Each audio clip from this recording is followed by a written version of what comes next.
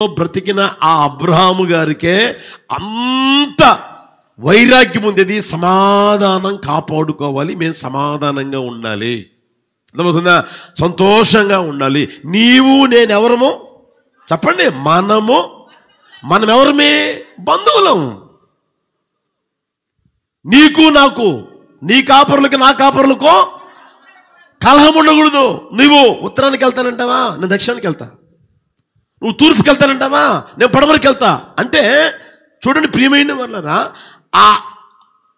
ఆ స్థానం లేదా ఆ ప్రాంతం విడిచి వెళ్ళేదానికైనా, ఏమంటే దూరంగా ఉండేదానికైనా తెగిస్తా ఉన్నాడు ప్రియమైన వాళ్ళరా. అర్థమవుతుందా? ఇప్పుడు అబ్రహాముకి ఏది ముఖ్యమై అంటే సమాధానం. ఆశీర్వదించబడ్డం కాదు, దీవించబడ్డం కాదు. అప్పటికి ఆశీర్వాదం ఉంది కదా, దీవెన ఉంది కదా, కలిసి నివసించలేకపోతున్నారు కదా. అర్థమవుతుంది ప్రియమైన వాళ్ళరా. తరిమాడా? ఒరే కూర్చోబెట్టుకున్నాడు, నీకు నాకు కలహం ఉండకూడదు. నీ పశువుల కాపర్లు నాకు పశువుల కాపర్లకు కలహం ఉండకూడదు.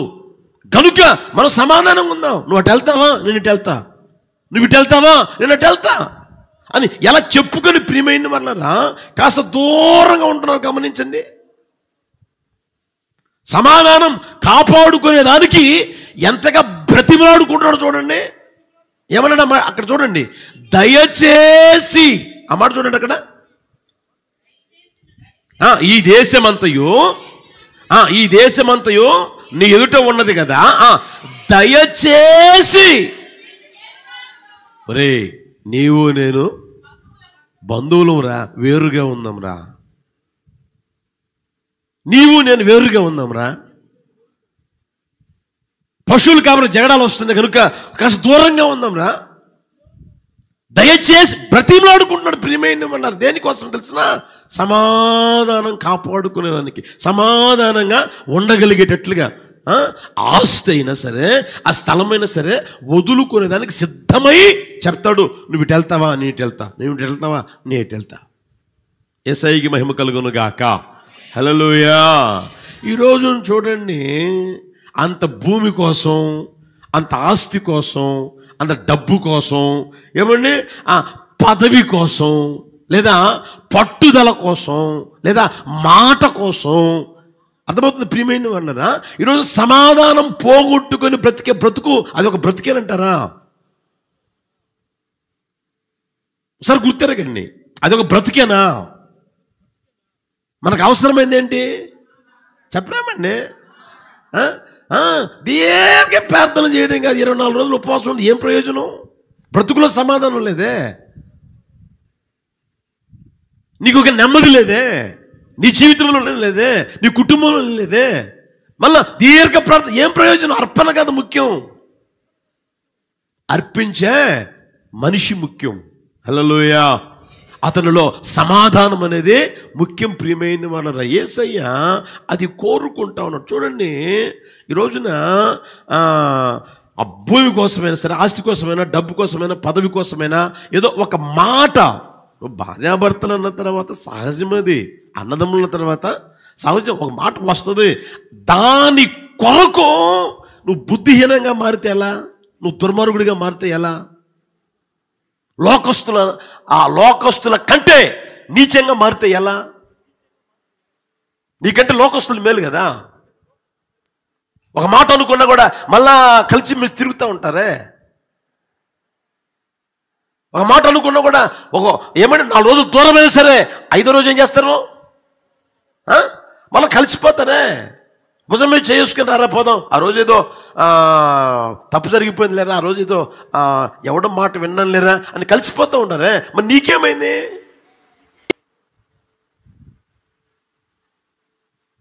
బ్రతిలాడుకోగలుగుతున్నావా? ఆ మాట చూడండి, ఇక్కడ సమాధానం కోసం బ్రతిమలాడుకుంటున్నాను. దయచేసి ఏంటంట? దయచేసి కాస్త దూరంగా ఉందాం రా, కాస్త దూరంగా ఉందాం. హల్లెలూయా, హల్లెలూయా. చూడండి ప్రియమైన వాళ్ళరా, నీ వ్యక్తిగత జీవితంలో పనికి మాలిన పట్టుదల, ఏమండి పనికి మాలిన ఆ మాటల కోసం నీ బ్రతుకులో నువ్వు ఎంత సంపాదించినా, ఎంత ఉన్నా, ఏమి ఉన్నా అన్నిటిని ఒకరోజు నేను చేయాలి చెప్పరాబండి. అన్ని లోకం విడిచిపెట్టి పోవాల్సిందేనా? నీ పలుకుబడి ఉందనుకో విడిచిపెట్టాలా? ఆస్తుందనుకో విడిచిపెట్టాలా? ఐశ్వర్యం ఉందని విడిచిపెట్టాలా? మాట పట్టుకున్నావు అనుకో, ఆ రోజు ఎందుకన్నావు అని మాట పట్టుకున్నావు, అది కూడా ఏమవుతుంది చెప్పరాబండి? అన్నీ విడిచిపెట్టిపోవాలి కదా. అన్నీ విడిచిపెట్టిపోయే ఆ బ్రతుకు ఏమండి ఎలా ఉండాలో ఆలోచన చేయండి. హల్లెలూయా. సమాధానకరమైన జీవితం జీవించుదువుగాక. హల్లెలూయా, హల్లెలూయా. నీ వ్యక్తిగత జీవితంలో నీవు ఎలా అయితే ఉండాలని కోరుకుంటావో పక్కన వాళ్ళకు కూడా ఉంటుందా ఉండదా చెప్పరాబండి? ఉంటుందా ఉండదా? ఉంటుంది కదా. మరి అదెందుకు ఆలోచన చేసుకోవట్లే నువ్వు? నీకు అవసరమైంది సమాధానం, ప్రియమైన వాళ్ళదా. వాళ్ళు ఎలాంటి వాళ్ళైనా కానీ మనకెందుకు అవన్నీ? మనం ఎలా ఉండాలి? నీవు వెళ్ళి సమాధాన పడరా, నువ్వు వెళ్ళి మొదట సమాధాన పడు. వాళ్ళతో నీకెందుకు, నువ్వు వెళ్ళి సమాధాన పడు. యేసయ్య కృప దయచేయును గాక. హల్లెలూయా. కొరింథీయులకు రాసిన మొదటి పత్రిక 6వ అధ్యాయం 6వ వచనం చూడండి. అయితే సహోదరుడు సహోదరుని మీద వ్యాజ్యమాడుచున్నాడు, మరి అవిశ్వాసుల ఎదుటనే వ్యాజ్యమాడుచున్నాడు. ఒకని మీద ఒకడు వ్యాజ్యమాడుట మీలో ఇప్పటికే కేవలం లోపము. అంతకంటే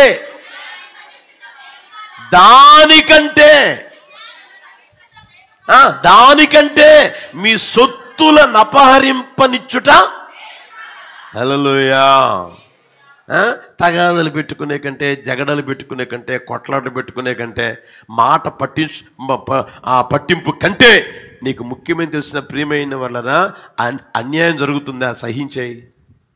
అంతకంటే అన్యాయం సహించుట మేలు కదా. దానికంటే నీ సొత్తు ఉందనుకో అపహరింపబడనిచ్చుట మేలు కదా. దేవుని వాక్యం అబద్ధమవుతుందా? అలా చేసి చూడు ప్రియమైన వాళ్ళరా, నా దేవుడు ఉన్నతంగా ఆశీర్వదించును గాక. హల్లెలూయా, హల్లెలూయా. 5వ వచనం చూస్తే దారుణంగా ఉంటుంది చూడండి. ఆ మాట అందరు చదువుకోండి ఒకసారి, మీకు కాదు. ఆ మాట పెట్టుకోండి, అక్కడ నాకుని పెట్టుకోండి. గట్టిగా చదువుకోండి ఒకసారి. గట్టిగా చదవచ్చుగా. నాకు హల్లెలూయా, హల్లెలూయా. అందుకని చెప్పాడంట ఆ మాటలు. అరే కాస్త ఆస్తి పోతే ఏమైంది, కాస్త డబ్బు పోతే ఏమైంది, పోని దరిద్రం అందరితో ఆగిపోద్ది కదా. నీకు సమాధానం ఉంటుంది కదా, చాలు కదా. నువ్వు దేవుని మాట నెరవేర్చిన వ్యక్తిగా మారుతావు కదా, దేవుని మాట విన్న వ్యక్తిగా మారుతావు కదా. మీరు ఇంకా చూడండి, ఇవన్నీ జగడాలు, తగాదాలు, కొట్లాట్లు, అసూయలు ఎన్ని శరీర కార్యాలా, ఆత్మ సంబంధమైన కార్యాలా? అంటే నువ్వెవరివి? 24 సంవత్సరాలు దేవుని నమ్ముకున్న శరీర సంబంధివి, ఆత్మ సంబంధివి కాదు. ఇంకా నీలో శరీర కార్యాలు ఏమండి కలిగి నడిపించబడుతున్న వ్యక్తివి. ఆ మాట చూడండి ఇక్కడ 5:19 చూడండి. గలతీ పత్రిక 5:19. శరీర కార్యములు స్పష్టమై ఉన్నవి, అవేవనగా జారత్వము, అపవిత్రత, కాముకత్వము, విగ్రహారాధన, అభిచారములు, ద్వేషము, కలహము, మత్సరము, కోదము, కక్షలు, భేదములు, విమతములు, అసూయలు, మత్తతులు, అల్లరితో కూడిన వీటన్నిటిని గురించి నేను మునుపు చెప్పిన ప్రకారము ఇలాంటివి చేయవారు ఈ మళ్ళా ప్రార్థన చేస్తుంది, ప్రభువా ప్రభువా అంటది. ఇలాంటి వాళ్ళు దేనికి అర్హులు గారంట? దేవుని రాజ్యమునకు అర్హులు గారు. దేవుని రాజ్యం స్వతంత్రించుకోరు. అంటే దేవుని రాజ్యమును స్వతంత్రించుకునే ఆ స్వభావం విడిచిపెట్టి దేవుని రాజ్యమును స్వతంత్రించుకొనని స్వభావం చేత నువ్వు నింపబడి ప్రార్థన చేస్తా ఉంటావు. అర్థమవుతుందా? దేవుడు అంటాడు, నేను అనకూడదు, నీకు సిగ్గుందా? దేవుని వాక్యం చెప్తున్నమాట. నీకు సిగ్గు రావాలనే కదా చెప్పింది, రావాలని కదా చెప్పింది. పోయి సమాధాన పడవచ్చు కదా. నేను చేయను. ప్రార్థన ఎందుకు చేస్తున్నావు? ప్రార్థన చేస్తా. ఈ ప్రార్థన నాకెందుకు? నేను అంగీకరిస్తానా? నువ్వు అంగీకరించకపోతే నాకెందుకు? నేను చేస్తా. నువ్వు చెప్పిన మాట మాత్రం నేను విన్నాం, సమాధాన పడినాం, అర్పణ మాత్రం అది కాదు అవసరమైంది. ప్రియమైన వాళ్ళరా, మనకు అవసరమైంది అర్పించడం కాదు, కానీ అర్పించే నీ జీవితంలో సమాధానం. బలిపీఠాన్ని బాగు చేసుకోవడం అంటే నీవు సమాధానం కలిగి జీవించుదువు గాక. హల్లెలూయా. ఆ కక్షలు, ఆ తర్వాత అసూయలు, ద్వేషాలు, ఆ తర్వాత ఇవన్నీ లోపలే పెట్టుకొని ఏమండి, నువ్వు ఎంత ప్రార్థన చేసినా, ఎంత పరిచర్య చేసినా, ఏమి చేసినా నీ జీవితంలో దీవెన మాత్రం పొందలేవు ప్రియమైన వాళ్ళరా. అందుకని ఆ స్వభావం యేసు నామములో తొలగిపోవును గాక. నీకై నీవే తొలగించుకుందువు గాక. హల్లెలూయా. చూడండి, అబ్షాలోము మీరు చూడండి ప్రియమైన వాళ్ళరా, చెల్లితోనేమో చాలా మంచిగా మాట్లాడి, చెల్లి నీ అన్నే కదా, ఎందుకు మర్చిపో, ఏది జరిగిపోయింది కదా, మానేసి ఇంక ఏడవమాక, దుఃఖపడమాక, మీ అన్నే కదా, ఎందుకు బాధపడతావు, ఎందుకు అని మంచి మాటలు చెప్పి లోపలేమో పగ పెట్టుకున్నాడు, లోపలేమో ఈర్ష్య పెట్టుకున్నాడు, లోపలేమో అసూయ పెట్టుకున్నాడు. 2 సంవత్సరాలండి, ఒకరోజు కాదు 2 రోజులు, 2 సంవత్సరాలు పగ పెట్టుకొని ఆ తర్వాత ఒక రోజున డాడీ దగ్గరికి వచ్చి, డాడీ నేను మొక్కుకున్నాను, మేమందరం పోయి బలి చెల్లించాలి అని అనుకొని ఏమండి డాడీకి చెప్తే, డాడీ సెలవిస్తే అందరిని అక్కడికి తీసుకుపోయి చెల్లిని ఎవరైతే పాడు చేశాడో, చెల్లిని ఎవరైతే అవమానించారో ఆ వ్యక్తిని చంపి ఆ తర్వాత వచ్చాడు. ఆ పగ, ఈర్ష్య, ద్వేషం అనేది నిన్ను నరహంతకునిగా మారుస్తుంది. బైబిల్లో ఉంది కదా, నీ సహోదరుని ద్వేషించుట నువ్వెవరివి? చెప్పండి. నువ్వు చీకట్లో ఉన్నవాడివి. నీ సహోదరుని ద్వేషిస్తూ ఉంటే ఏమండి, నీ వ్యక్తిగత జీవితంలో నువ్వు చీకట్లో ఉన్నవాడివి, కానీ వెలుగులోనికి వచ్చిన వాడవో కాదు. యేసుప్రభువును అనుసరిస్తున్న వ్యక్తివి కాదు. ప్రియమైన వాళ్ళరా, నీకై నువ్వు అనుకోవచ్చు, లేదా నాకై నేను అనుకోవచ్చు, నేను సేవ చేస్తున్నాను నేను అనుకోవచ్చు, అర్థమవుతుందా? ఎంతమంది మందిరానికి వస్తున్నారు నేను అనుకోవచ్చు, వాక్యం చెప్తున్నాను నేను అనుకోవచ్చు. అయితే యేసు ప్రభు చెప్పిన ఆ మాట ఏమండి, నేను నెరవేర్చకపోతే నేను ఎవరిని చీకట్లో ఉన్న వ్యక్తినిగా మారతా. అది కాదు అవసరమైంది. ఎలాంటి వారైనా సరే మనం సమాధాన పడాలా. అట్టి కృప ప్రభు అనుగ్రహించును గాక. హల్లెలూయా, హల్లెలూయా. అబ్షాలోము నరహంతకుడిగా మారాడు, పగ పెట్టుకుని, ఈర్ష్య పెట్టుకుని, కోపం పెట్టుకుని. మీరు అదే సమయంలో యాకోబు మీరు గమనిస్తే ప్రియమైన వాళ్ళరా, తండ్రిని మోసం చేశాడు, చెప్పండి, అన్నని మోసం చేశాడు, బయలుదేరి వెళ్ళిపోయాడు. ఆ 20 సంవత్సరాల తరువాత వచ్చేటప్పుడు కూడా, ఇంటికి వచ్చేటప్పుడు కూడా దేవుడు తీసుకొని వస్తూ ఉంటే ఆ మనిషిలో గుండెలో రైలు పరిగెత్తా ఉన్నాయి. గుండెల్లో ఏమండి భయం.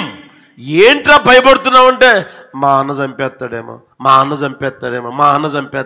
మా అన్నకి నాకు సమాధానం లేదు కదా, మా అన్నని నేను మోసం చేశాను కదా, మా డాడీని కూడా మోసం చేశాను కదా అన్న ఆ మాటలు ఇతను ధ్వనిస్తూ ఉన్నాయి. అయితే యాకోబు వస్తున్నాను ఎప్పుడైతే ఏశావు తెలుసుకున్నాడో, ఏశావుని బయలుదేరిన ఆ మాట విని కూడా ఇతను బాధపడిపోతా ఉంటే, దుఃఖపడిపోతా, వేదనకు గురైపోతా ఉంటే వచ్చిన వెంటనే మెడ మీద పడి ముద్దు పెట్టుకున్నాడంట ఏశావు. ఏశావు ఏం చేయాలండి చెప్పరామండి? మీరైతే ఏం చేస్తారు? నన్ను ఆ రోజున మోసం చేసిపోయాడు, ఎప్పటికీ ఈడు దొరికాడు అని వదులుతారా? పగ సాధించరా? లేరా? సాధించేవాళ్ళు లేరా మనుషులు? ఎంతమంది లేరు సాధించేవాళ్ళు మనుషులు? లోపల పెట్టుకొని సాధిస్తూనే ఉంటారు. జాగ్రత్త. దేవుడు నీ యందు సాధించాడు అనుకో, పరిస్థితి దారుణంగా మారిపోతుంది. అర్థమవుతుందా? మన మనుషులు కాబట్టి మనం లోపల పెట్టుకొని సాధిస్తూ ఉంటాం. అవునా? పలానోడు సాధిస్తూ ఉంటాం. అదే సమయంలో దేవుడు నిన్ను సాధించాలనుకో, అప్పుడు పరిస్థితి ఏంటి? ఎప్పుడు ఒక విధంగా ఆలోచన చేయమాకండి, ఒకే కోణంలో ఆలోచన చేయమాకండి. నువ్వు ఎలా విత్తింది నోరు తెరవండి. కొయ్యాలి కాదు, కోపిస్తాడు. నువ్వు విత్తిందాన్ని కోపిస్తాడు దేవుడు, తప్పకుండా కోపిస్తాడు. ఏదైతే విత్తుతో అదే కోపిస్తాడు. రాసి పెట్టుకోని ఎన్నోసార్లు చెప్తున్నాను మీకు. కనుక ప్రియమైన వాళ్ళరా, మనకి జగడాలు, కొట్లాట్లు, తగాదాలు ఇవి కాదు, కానీ అవసరమైంది యేసయ్య చెప్పిన మాట ఏంటంటే సమాధానంగా ఉండండి. హల్లెలూయా, హల్లెలూయా. ఏశావు సమాధాన పడ్డాడు. ఏశావుకి దేవుడు ఒక దేశాన్నే స్వాస్థ్యంగా ఇచ్చాడు. సేయీరు అనే మన్యాన్ని దేవుడు స్వాస్థ్యంగా ఇచ్చాడు ఆయన సంతానానికి, ఆయనకి. అర్థమవుతుందా? ఇంకా మీరు చూడండి, యోసేపు కీడు చేశారా లేకపోతే మేలు చేశారా? అన్నలు కీడే కదా చేసింది. మరి యోసేపు సాధించాడా? యోసేపు సాధించాడా? సాధించేదానికి కారణాలు లేవా? అన్నీ అవే కదా, కారణాలు ఉన్నాయి కదా. అయినా సరే సాధించాడా అంటాడు. మీరు కాదనారా నన్ను పంపించిందే, నన్ను అమ్మేసిందే. దేవుడే అమ్మేటట్లుగా చేశాడు. దేవుడే నన్ను పంపించేశాడు. ఎందుకు తెలిసిన? మిమ్మల్ని క్షేమంగా చూడాలని. ఆ మాట రాగలుగుతుందా? ఇంతకాలంగా ప్రభువుని నమ్ముకున్నాం, ఇంతకాలంగా ఏమండి భక్తి చేస్తా ఉన్నాం, ప్రార్థన చేస్తా ఉన్నామే, ఆ స్వభావం రాగలుగుతుందా? కీడు చేసిన వ్యక్తికి మేలు చేయగలుగుతున్నావా?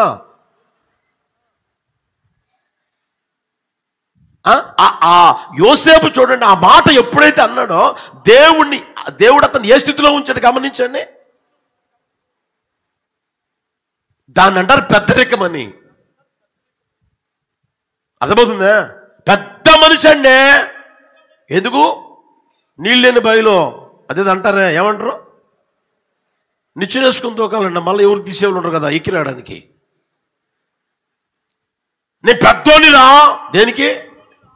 నేను పెద్ద మనిషిని రా, ఎందుకు?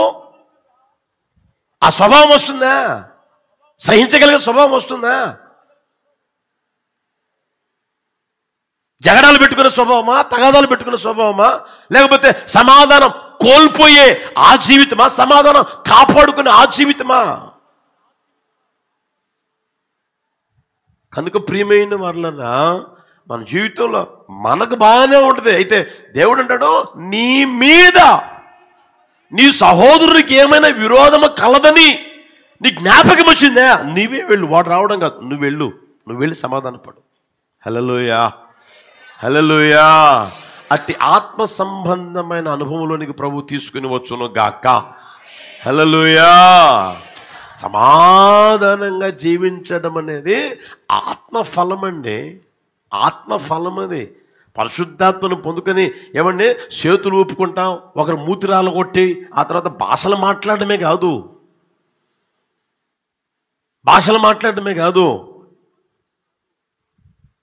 ఆత్మఫలం అనేది. ఆత్మఫలము సమాధానం, ఇవి కనిపిస్తూ ఉంటాయి. సమాధానం అందరితో. ఎట్టటోళ్ళైతే మనకెందుకండి? అవునా కదా? ఎట్టటోళ్ళు మనకెందుకు? మనం సమాధానంగా ఉన్నాం. అట్టి కృప ప్రభువును అనుగ్రహించును గాక. హల్లెలూయా. బలిపీఠం బాగు చేయడం అని అంటే నీ జీవితంలో సమాధానం కలిగి జీవించే అనుభవం. ప్రియమైన వాళ్ళు, అట్టి కృప ప్రభువును అనుగ్రహించును గాక. రెండో మాట చూపిస్తాను చూడండి. లూకాసు వర్తమానం 18వ అధ్యాయం, మీ అందరికీ బాగా పరిచయం. 11వ వచనం చదవండి. 11వ వచనం నుంచి ఈయన కూడా బలి అర్పిస్తా ఉన్నాడు బిడ్డ. పరిసయ్యుడు నిలవబడి, దేవా, నేను చోరులును అన్యాయస్తులును వ్యభిచారులునైనా ఇతర మనుషుల వలనైనను ఈ సొంకర్య వలనైనను వండనందుకు నీకు వారమునకు 2 మారులు ఉపవాసము చేయుచు నా సంపాదన అంతటిలో 10వ వంతు చెల్లించుచున్నానని తనలో తాను ప్రార్థన చేసి బలర్పిస్తా ఉన్నాడు. అక్కడికి వచ్చి, మందిరానికి వచ్చి ఏమండి అయ్యగారు బలర్పిస్తా ఉన్నాడు. ఏమని తెలుసునా? చూడండి, నేను దొంగను కాదు, నేను అన్యాయస్తుని కాదు, నేను పాడు పని చేయట్లేదు, వాళ్ళలాగా వీళ్ళలాగా నేను లేను, ఇదిగో ఈడున్నాడే నా దగ్గర ఉన్నాడే, ఇప్పుడు నేను వచ్చి ఇతర వచ్చినామే, ఈ సొంకర్య వలె కూడా నేను లేను, వారానికి 2 మార్లు ఉపవాసం చేస్తున్నాను, నా సంపాదన అంతట్లో 10వ వంతు కూడా ఇచ్చేస్తా ఉన్నానని ఈ అయ్యగారు డబ్బాలు కొట్టుకుంటా ఉంటే, తన గర్వం తన అహంకారం ప్రభు సన్నిధిలో చూపిస్తా ఉంటే, ప్రభు అంటాడు, ఈడు చేసిన ప్రార్థన కంటే ఆడి ప్రార్థన నేను ఆలకిస్తున్నాను రా, ఆడి ప్రార్థన నాకు నచ్చిందిరా. హల్లెలూయా, హల్లెలూయా, యేసయ్యకి మహిమ కలుగును గాక. హల్లెలూయా. ఈ రోజున చూడండి ప్రియమైన వాళ్ళరా, నీ వ్యక్తిగత జీవితంలో బలిపీఠం కట్టబడాలి, కట్టుకోవాలి, బాగు చేసుకోవాలి అని నీకు ఆశపడితే, ఆ బలిపీఠం నీకేం చూపిస్తుంది తెలిసినా? తగ్గింపగలిగిన జీవితం చూపిస్తుంది. అహంకారము గర్వము నువ్వు తొలగించుకోవాలి, తోసివేయాలి. అహంకారం గర్వం తీసివేసుకోవాలి. అది ఎవరో నువ్వు తీసివేసుకోవాలి. నీకున్న గర్వం ఎలాంటిదో నీకు తెలుసు, నీకున్న అహంకారము ఎలాంటిదో నీకు తెలుసు. పైకున్న అహంకారం ఉంటుంది, మనసులో ఉన్న అహంకారము ఉంటుంది. అర్థమవుతుందా? వీడికి పైకి లేనట్టే నాకు తెలిసి ఇప్పుడు లోపల ఉంది అతనికి. తన మనస్సులో తనలో, చెప్పండి, తనలో తాను ప్రార్థన చేసుకుంటా ఉన్నాడు, తనలో తాను. అర్థమవుతుందా? కొంతమంది చూడండి, పైకి మాత్రం ఏమీ దీనిలాగా అసలు ఏమండి ఇటు వంగొంగి దండాలు పెడతాడు, వంగొంగి నమస్కారం చేస్తా, వంగొంగి దండాలు పెడతా, ఎన్ని ఉంటాయి బాగానే ఉంటాయి పైకి మాత్రం. అయితే లోపల మాత్రం తెలియని అహంకారం ఉంటుంది, తెలియని గర్వం ఉంటుంది. అర్థమవుతుందా? ఇది గర్వం, ఇది అహంకారం అని వాళ్ళకు కూడా తెలియనంతగా నడిపించబడతా ఉంటారు. దేవుడు అంటాడు, నాకు నీలో తగ్గింపు కనిపించడం లేదే, బలిపెట్టాను బాగు చేసుకో. నీలో అహంకారం కనిపిస్తూ ఉందే, నీలో గర్వం కనపడతా ఉందే, తెలియని గర్వం, తెలియని అహంకారం కనపడతా ఉందే. నేనే భక్తుణ్ణి అన్నట్లుగా, నేనే మంచివాడిని అన్నట్లుగా, నేను చేసేదే చెప్పండి కరెక్ట్ అన్నట్లుగా, నేను చేసేది రైట్ అన్నట్టుగా, నేను చెప్పిందే నిజం అన్నట్లుగా నీలో కనిపిస్తూ ఉందే. నువ్వెందుకు అతిశయిస్తావు? నీ జీవితంలో నువ్వెందుకు గర్వంగా ప్రవర్తిస్తావు? నీ జీవితంలో నువ్వెందుకు అహంకారంగా ప్రవర్తిస్తావు అని ప్రభు చెప్తున్నాడు. ప్రియమైన వాళ్ళారా, ఒకసారి గమనించండి. ఈ స్వభావం నీలో ఉందేమో గమనించి. పైకి బాగానే ఉన్నావు, పైకి నీ జీవితం ఎంత బాగుంటుంది ప్రియమైన వాళ్ళారా. అర్థమవుతుందా? పైకి కాదు, అర్థమవుతుందా? లోపల ఉంటే పైన కూడా కనిపిస్తుంది. అర్థమవుతుందా? కొంతమంది ఏంటంటే వేషధారణ నటిస్తారు, వేషధారణ అనమాట. ఆ స్వభావం గమనించిన ప్రియమైన వాళ్ళరా, ఆ తర్వాత మీరు గమనిస్తే ఇంకొకటి ఏమంటారు తెలిసిన? ఆకాశం వైపోయినను కన్నులెత్తుటకు ధైర్యము చాలక పాపినైన నన్ను. హల్లెలూయా, హల్లెలూయా. తనలో ఉన్న లోపం, తనలో ఉన్న పాపం, తనలో ఉన్న గర్వం, తనలో ఉన్న అహంకారం అతగాడికి తెలుసు కాబట్టి, గ్రహించగలిగే స్థితిలో అతను ఉన్నాడు కాబట్టి ఏమండి దేవుని సన్నిధిలో ఏమండి ప్రార్థన చేస్తా ఉన్నాడు. ఆయన ఎలా బలిపీఠం కట్టాడో ఈయన ఎలా బలిపీఠం కట్టాడు గమనించండి ప్రియమైన వాళ్ళరా. అర్థమవుతుందా? తెలియని అహంకారం ఉండకూడదు. కొంతమందిలో తెలియని అహంకారం, తెలియని గర్వం చోటు చేసుకుని వారి వ్యక్తిగత జీవితాన్ని పాడు చేస్తుంది. అది అర్థం కావడంలే, వాళ్ళ అర్థం చేసుకొనలేకపోతా ఉన్నారు. అదే నేను చేసేదేంటి తప్ప కాదా, నేను చేసేదేంటి తప్ప కాదా, నేను మాట్లాడేదేంటి తప్ప కాదా, అది అర్థం కావడంలే. నేను చేసేది కరెక్టు, నేను మాట్లాడేది కరెక్టు, అది ఏదైనా సరే నాది కరెక్టు, వేరే వాళ్ళదే. అది నిజమైనా పర్వాలే, అది వాస్తవమైనా పర్లే, అది ఏమంటే నేర్చుకో తగినది అయినా సరే అది కాదు అవసరమైంది. నాది కరెక్ట్, నాది కరెక్ట్, మా అమ్మాయిది కరెక్ట్, మా అబ్బాయిది కరెక్ట్, నా భర్తదే చెప్పలేమండి. నా భర్త మాట్లాడిన మాటలు కరెక్ట్, నేను మాట్లాడిన మాటలు కరెక్ట్, నా అమ్మాయి మాట్లాడిన మాటలు కరెక్ట్, నా కుమారుడు మాట్లాడిన మాటలు కరెక్ట్, వాళ్ళు మాట్లాడినవే. తెలియని అహంకారం, తెలియని గర్వం ప్రియమైన అన్నారా యేసు నామములో తొలగిపోవును గాక. హల్లెలూయా, హల్లెలూయా. మనందరికీ బాగా పరిచయం. అహంకారులను ఎదిరించి దీనులకు దేవుడు ఏం చేస్తారంట? కృపని ప్రసాదిస్తానే ఉంటాడు. 1 రోజు కాదు, 2 రోజులు కాదు, 3 రోజులు కాదు, అది ఆపుడు. దావీదుకు చూపిన శాశ్వతమైన కృప నేను నీకు చూపుదునన్న దేవుడు కృపను చూపుతానే ఉంటాడు. దానికి మనం పాత్రులంగా మార్చబడాలి. అర్థమవుతుందా? తెలియని అహంకారం, తెలియని గర్వం నీళ్ళు ఉంచుకొని నడిపించబడ్డావు అనుకో, దాని ద్వారా ఉపయోగం ఏమైనా ఉందా?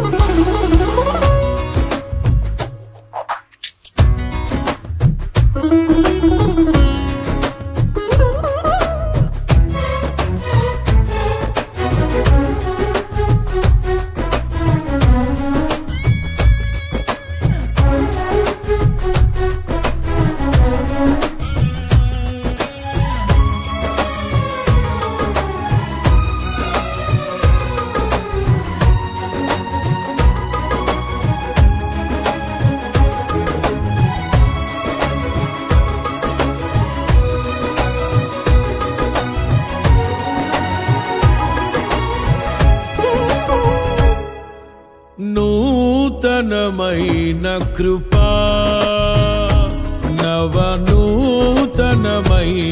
కృపా,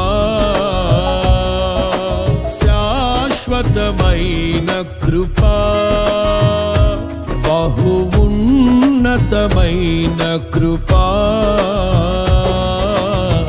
నిరంతరం నాపై చూపినా నిత్య తేజుడా యేసయ్యా. నీ వాత్సల్యమే నాపై చూపిల్చిన, నీ ప్రేమను వివరించనా. నన్ను నీ కోసమే ఇలా బ్రతికిల్చిన జీవాధిపతి నీవయ్యా. ఇదే కదా నీలో పరవశం,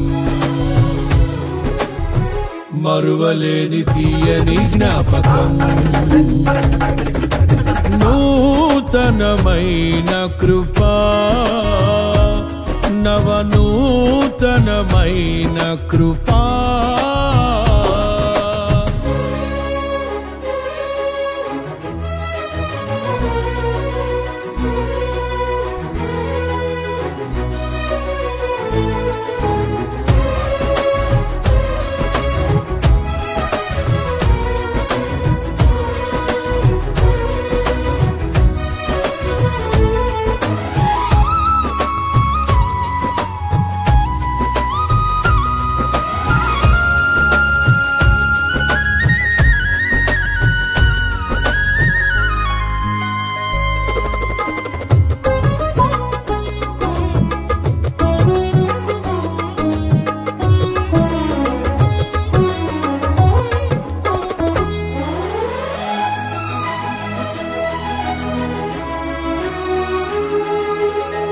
నా క్రయధనముకై రుధిరము కార్చితివి, ఫలవంతములైన తోటగా మార్చితివి.